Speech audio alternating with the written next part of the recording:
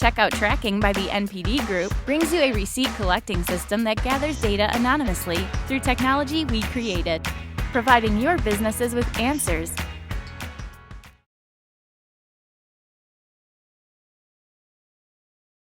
We're going to start with a speaker that I think is going to tell us lots of interesting stories about one area of the world that is up and coming.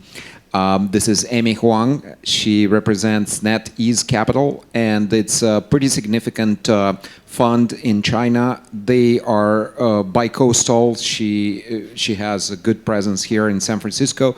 But what's important about them is they have had some success with one of the most successful games in Chinese market. So I think she's going to talk not only about gaming and investment in general, but specifically how things are working in China, how things are not working in China, and how they were successful with certain specific games, and what to look for, what specific qualities, what specific features should be there in games for games to be successful. Without further ado, Amy Huang of NetEase Capital.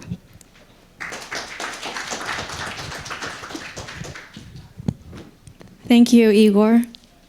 And thank you for Casual Connect for inviting me to speak here. It's a pleasure to be at Casual Connect. A lot of you may have heard about NetEase, but many of you haven't. We're still a pretty new name in North America. So that's why I'm here today, to tell you more about who we are, what we can do for you as a partner from Asia, and share some market data from China with you guys. So who is NetEase? We are 18 years old. We were listed on the NASDAQ back in 2000. Right now, we're about $18 billion in market cap. We are the largest email services provider in China. And we developed the #1 most successful original IP PC game in China. So that was actually the first game that really broke through the market back in the early 2000s, and we led the market in terms of free-to-play. So we've been in the free-to-play market space ever since the PC era. And now with that title, we have the #1 grossing mobile game in China. We've been on top of the charts since end of March, and we're still right there. So, and that's the game, Fantasy Westward Journey. And that's our title. And some of you may have seen it in the US App Store. It's actually in the top 50 grossing, still in the original language. It's not translated, it's not localized, because this game has such a massive amount of followers around the world with the Chinese-speaking community. I believe the game has reached 30 million users, registered users. That was just announced earlier last week. And the peak concurrent users is about 2.7 million. So it's a pretty massive game. You say, in a country with 1 billion people, 30 million is a small number. But for games, actually, it's pretty impressive. And we're Blizzard's publishing JV partner in China. We've been working with them a long time. WoW, Hearthstone, their future titles. So we have a very good relationship with Western developers, because NetEase at heart is a developer-focused company. So we're in publishing, but we have over 8,000 people developing over 50 tracks internally. And we work with a lot of third-party titles as well on the licensing front, on mobile and PC. So we really understand the games market, and we understand China very well. And recently, we had the #1 top download free game in China.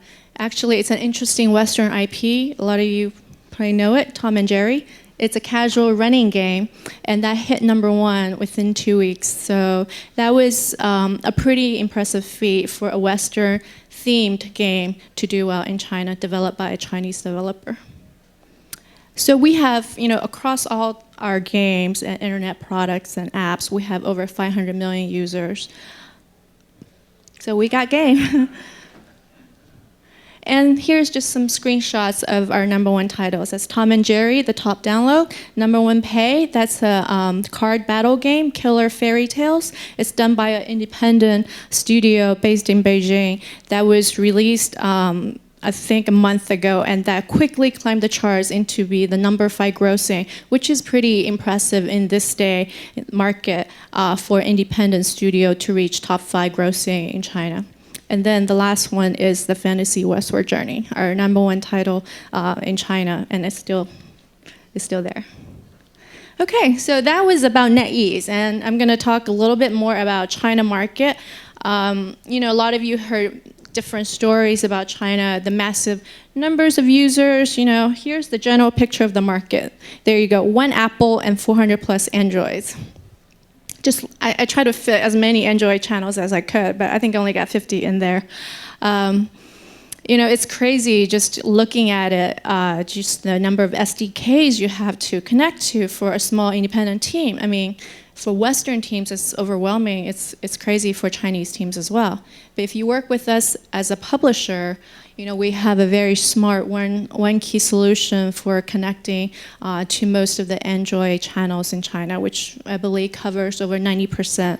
We have a full dedicated team on distribution and marketing. So that means that you can outsource all that labor to us rather than doing that in-house, because you really need a lot of labor to reach all the Android channels in China. So, that was the big picture of the China App Store market. And how do these studios, for smaller startup studios, which I think there are a lot of you out here, how do they succeed in China, and what do the numbers look like?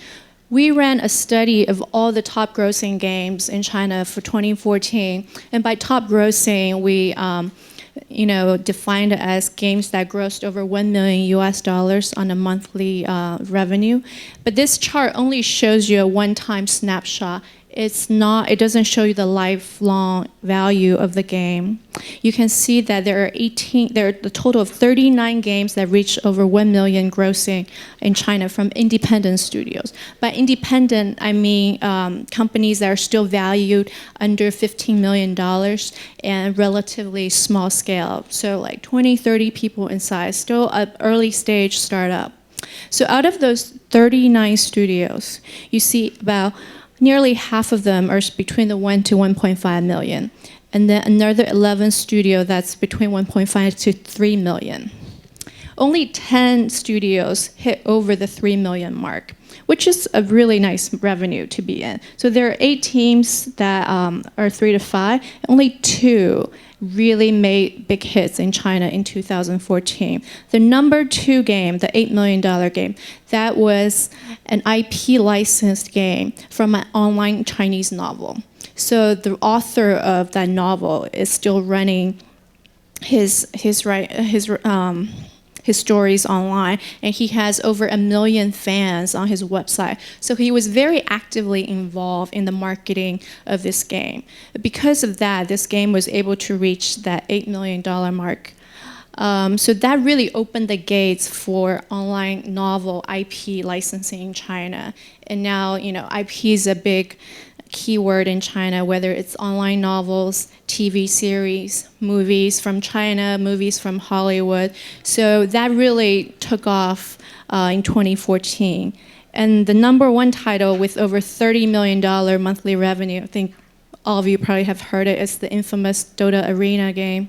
That was a runaway hit in China and just broke all sales records. That was the first year studio, very young, very talented ex-Tencent team. So that one came out, on top of the charts and stayed there for a long time. But now if you look at the charts in China, it's the top 20 is all dominated by big studios like NetEase, Tencent, Perfect World, the big guys. So it's getting harder and harder for smaller studios to make that breakthrough. And I believe it's kind of the same thing here out in the West. Now, if you look at the categories and the pie chart on the other side, you will see that in China, there tend to be a heavy concentration in the card battle games. There's a lot of autoplay. I think Dota Arena really broke through with that category, when they had the little touch where you can just released the power in the game, and a lot of followers just came into that genre. And so 16 of the games are in the card battle. And ARPG is a big space in China, and casual and MMORPG. Whereas out here, I think you see a lot more of the casual titles and the slots games in the West. But China, this chart was back in 2014, and now it's a totally different picture. The charts change, once every 6 months. It's a very fast-moving market. So we're always looking for the next thing. So how did the non-Chinese game do in China? On top, we picked out 22 Western games from US and Europe. You see Clash, Boom Beach, those guys on top. All of these, I believe, were developed by major studios here in the West. And then in Japan, 4 games got into top 50 grossing, and only 3 from Korea. So, this slide shows you that it's a pretty tough market in China for anybody to break into. I believe the Western studios did a lot better than our Asian neighbors. When people talk about the huge market in Asia, Japan, Korea, and China, it's not one holistic market. Actually, each market is very different. So the Japanese games, the Korean games, they don't necessarily translate well into China. The UI is different, the whole gameplay is different, just the whole storyline. The culture is very different amongst all the countries. So when you look at Asia, you have to look at each market independently and find the right partner for each of those markets. I don't think there's one game, that serves the whole global market. Unless you have a title like Clash, which, resounds pretty well with users around the world. But for each of those markets, you really have to understand your users and how to design the game for that market. And here is what you need to succeed in China. And here are just some general things that we talk about with the developers that we work with, whether it's on the publishing side or on the investment side.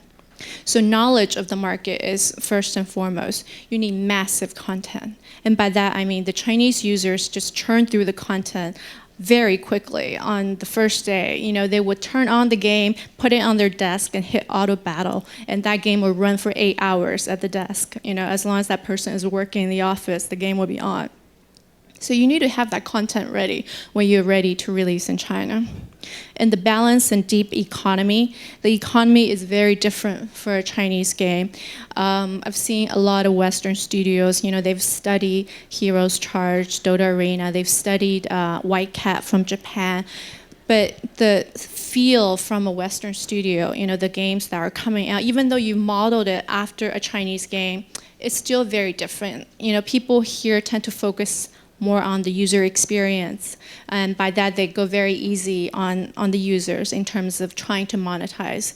It's a delicate balance, but the Chinese users are used to paying for a game because they like to be on top of the leaderboards, be the VIP. And VIP gets you certain premium access to certain, weapons, to powers, whatnot. So that's very important part of serving the Chinese market, is that you have to understand how to cater to the users that you're trying to gain from.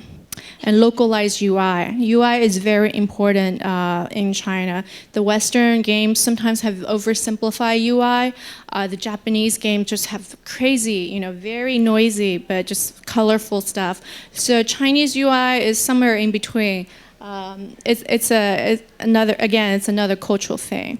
And daily events, promotions, VIP system. Now, VIP is something that Chinese games are very, very strong on, and that is something that you must have in the game if you want to come into China. People want to be put into different classes, so they want to feel the status, because we have over 1 billion people in China. How do you differentiate yourself? You got to be on top of the leaderboards, and that's how we have why we invented the VIP system. Why people have this thing called rolling servers. So again and again, you can become the top of the rank, and that's a great way to monetize for a lot of the developers on their games. And technology is really important. So previously we talked about the SDKs for the Android channels, but holding the servers, a lot of the other things are extremely critical for the live ops in the game. And so the knowledge you need to have for the market is the first thing. The second thing is the reach. How do you work with the media partners in China? As fragmented as the Android market is, the media is even more fragmented. There's no Google Play, there's only one Apple, and there are, limited things you can do with the major people, but you have to really work with the independent channels in China. So thus the relationships are very important, and we spent many years building those relationships with the media in China. And then the cross-promotion with other games. Obviously, if you're a large publisher with a big platform portfolio of games, then you have the ability to cross-promote within your other games. And that's very important when you pick who you work with. Is your partner a leader in casual games? What categories do they do well in? What kind of users do they have, from casual to mid-core to hardcore? So all those segmentations are very important for you to understand when you talk to your partner.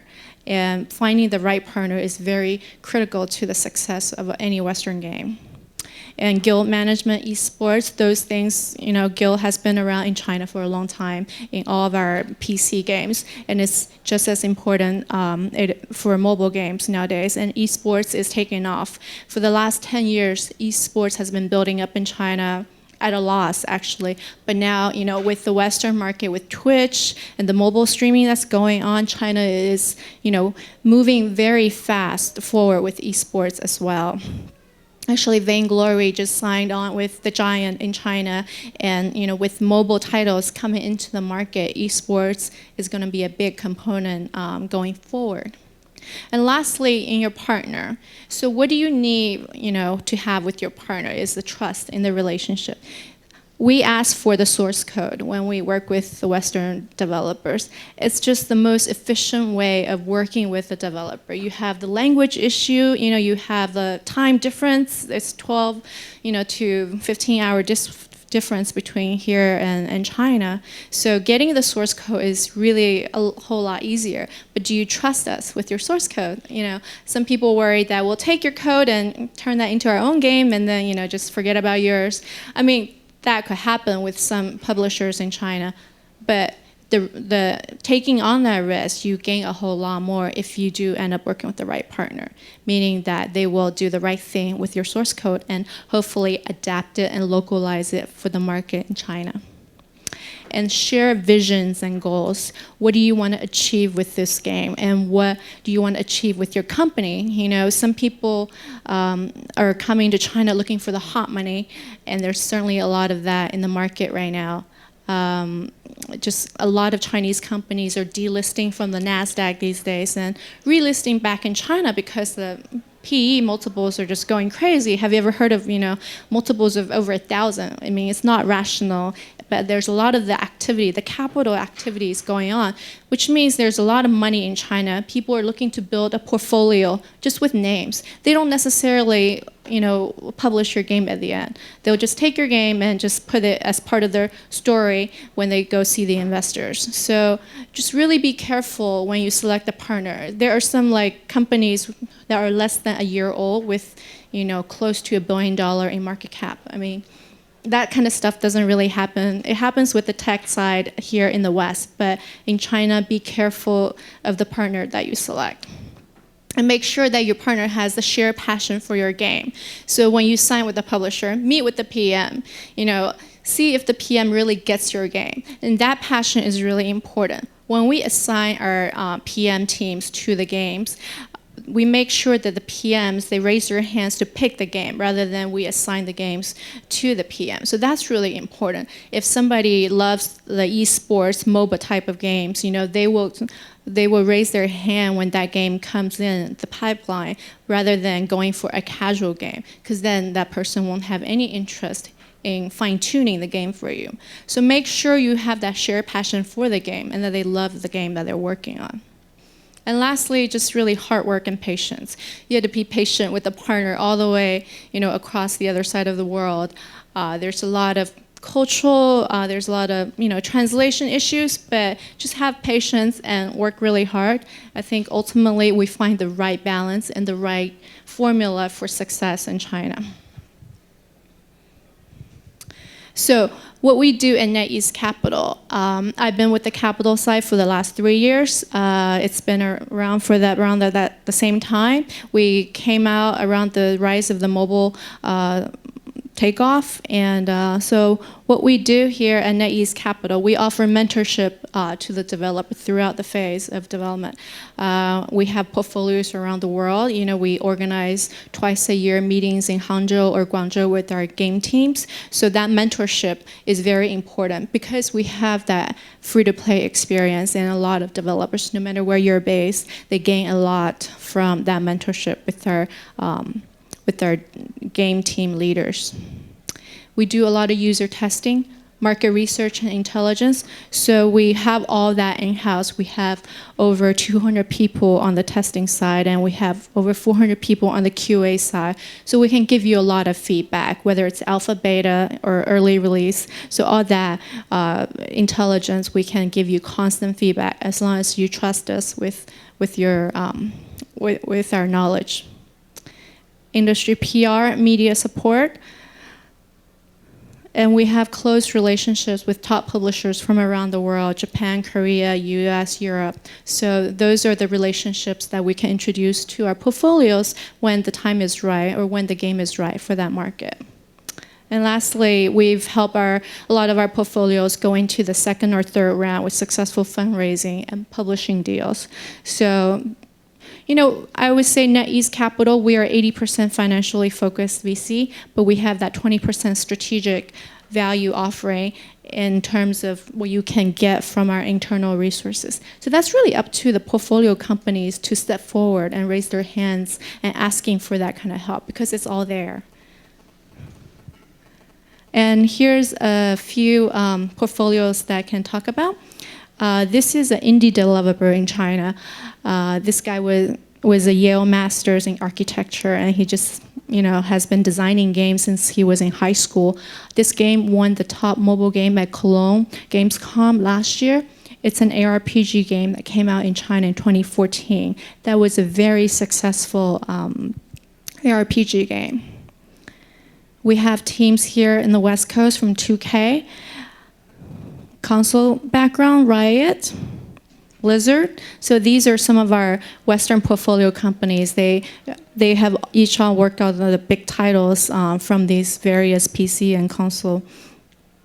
And we have supported teams from PC and mobile backgrounds in China. And some of these are the top PC, MMORPG, and mobile card battle games that have done extremely well in China. And lastly, we have a portfolio company in Tokyo. The producer is from Konami. He was the lead producer behind the entire Castlevania franchise. Actually, a couple months ago, they just closed a very successful fundraising campaign on Kickstarter. So I believe he got close to $6 million on Kickstarter for his next console game. Iga is the guy behind that studio. So who do we look for? I go to a lot of the game conference and then meet with a lot of independent studios. So here's what we look for: strong experience in game design. So that part really matters, especially when you try to design games for the genre that you're in. So we really believe in accumulating the experience and the knowledge. So if you are an MMORPG designer, it doesn't really make sense for you to jump over to the casual side. So building that expertise and building that knowledge is something that we really try to look for. Forward thinking, what's the next thing in mobile, what's the next platform, and where are things going, in terms of quality, technology, art, gameplay. We're always trying to look for the innovating, the differentiating factor in the team and in the product. Single-minded focus. That's very important for a startup company, actually. Met quite a few teams that had a taste of early success with the first title, and then they just broke into 2, 3, 4 different tracks internally. Now that's a big drain, not just on the internal resources, but also on financial resources. So the single-minded focus is one game at a time, do it well, and do it, until it's live in the market, and use the real market data to tell you, how to move forward. But that's very important in any young startup. And lastly, humility. Met with a lot of developers, with AAA background. A lot of people come with the previous success, but just stay in the moment, look forward, let go of the stuff that's in the past, and just try to build the game from the grounds up, and everything is a new experience. So with that, you find success. And I'm going to close with a quote, lastly, from a famous war strategist from China. So it's know yourself, know your opponent, and then you may win 100 wars. So that's Sun Tzu from The Art of War. That's what you got to do, is you got to know yourself and know your partners that you work with, and hopefully find success together. So here's my contact. If any of you want to talk to me after the talk, I'll be around for a couple of days, and I hope to meet more of you in the future. Thank you.